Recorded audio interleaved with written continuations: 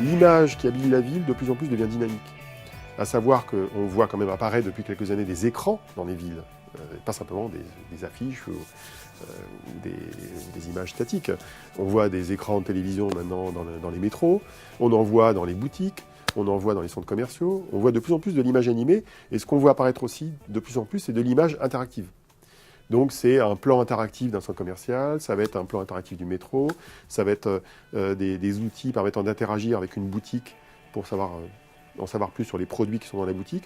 Donc voilà, on a des exemples intéressants qui concernent aussi bien d'ailleurs les services de la ville elle-même que la sphère plutôt commerciale qu'on trouve dans la ville, qui utilise finalement le média image comme un média publicitaire, un média de vente. L'image modifiera comment on va pratiquer la ville de demain.